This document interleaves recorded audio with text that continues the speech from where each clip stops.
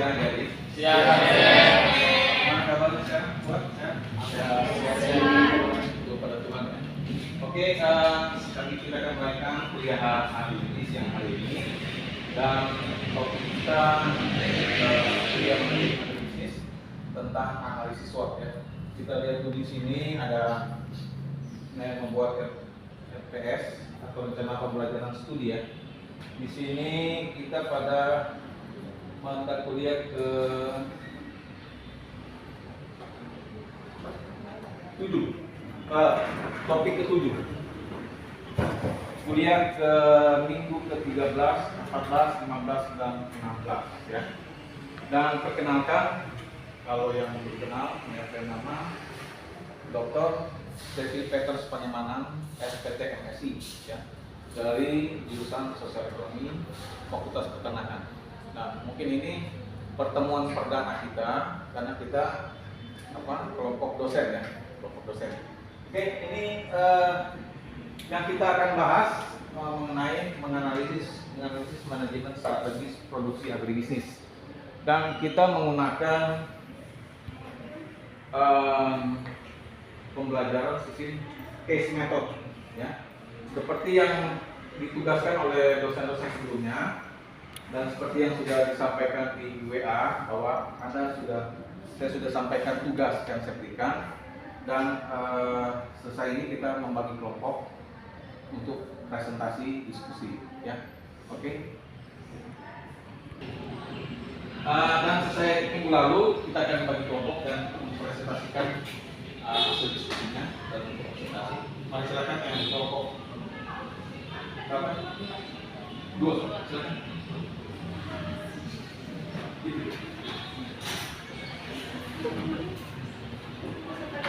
Diharapkan kelas aktif ya, memberi pertanyaan supaya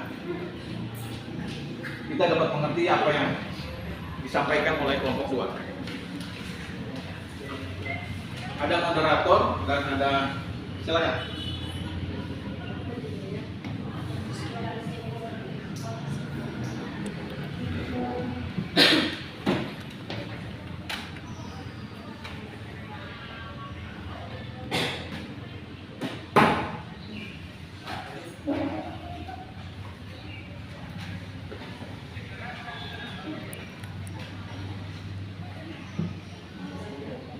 Selamat siang teman-teman.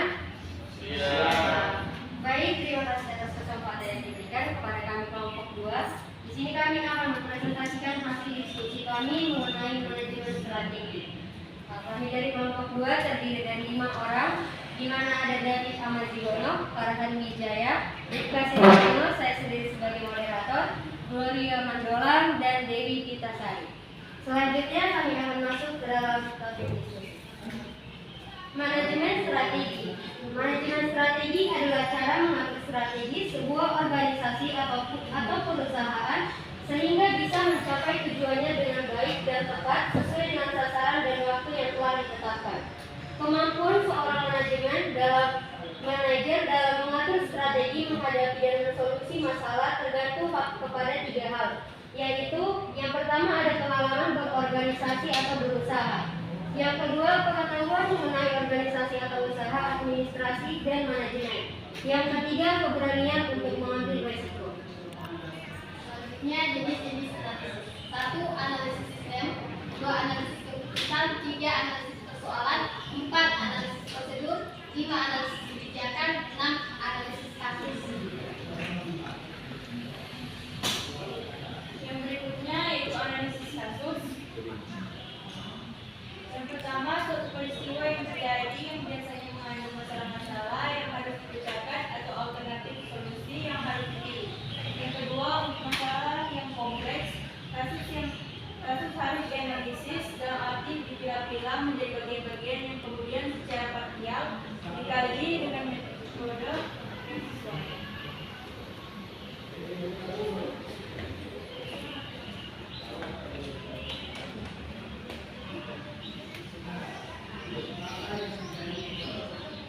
Baik, demikianlah hasil diskusi kami mengenai manajemen strategi. Selanjutnya kami buka sesi ruang tanya jawab. Kami berikan kesempatan kepada teman-teman yang ingin memberikan dengan pertanyaan, pendapat, saran maupun kritik. Kami persilakan. Ya, mahasiswa aktif ya, silakan.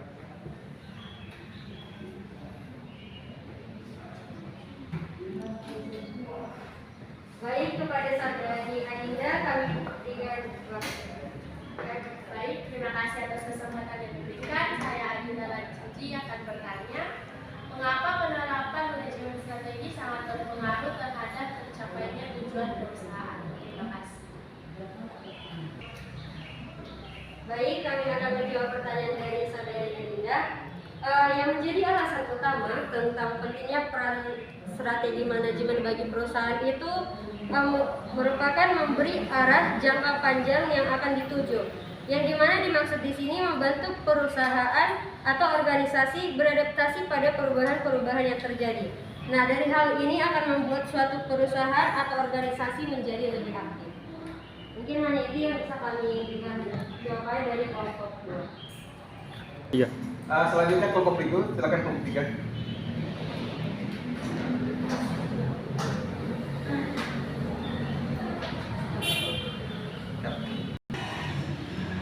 Baiklah, selamat sore teman-teman di webinar. Di sini kami dari kelompok 3 akan mempresentasikan hasil diskusi kami, yaitu dalam materi SWOT. Sebelumnya, perkenalkan anggota dari kelompok kami. Yang pertama ada Indah binti Dasraid, kemudian ada Shalom Mita, kemudian ada Sang Saputra, kemudian ada Pailas Begoya. Untuk mempersingkat waktu, kami akan mulai memaparkan materi kami. Pertama, ada rencana strategis mempersiapkan arah pemasaran, yaitu yang pertama kepentingan sosioekonomi organisasi, yang kedua penilaian mengenai kekuatan maupun kelemahan dalam lingkungan internal dan eksternal organisasi. Disinilah letaknya analisis SWOT. SWOT singkatan dari strength atau kekuatan, weakness kelemahan, opportunity peluang, dan threat itu ancaman. Yang kedua, analisis SWOT berupaya memanfaatkan secara memaksimalkan semua kekuatan yang ada serta peluang sekaligus meminimalkan semua kelemahan dan ancaman yang dihadapi. Yang ketiga, analisis SWOT dilandasi oleh suatu logika bahwa keberhasilan suatu usaha atau organisasi ditentukan oleh kondisi internal atau kekuatan dan kelemahan, dan eksternal atau peluang dan ancaman usaha organisasi yang bersangkutan.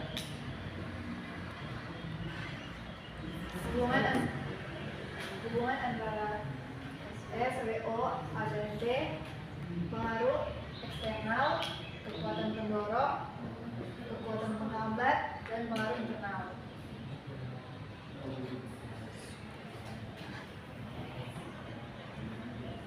Berikut faktor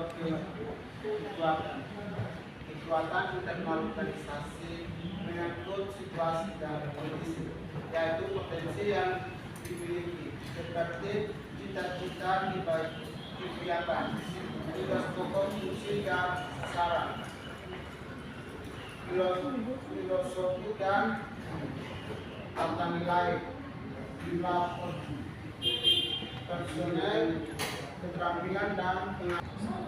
Baiklah, sekian dari presentasi kami. Kepada teman-teman yang ingin menanggapi, memberi pertanyaan, silakan.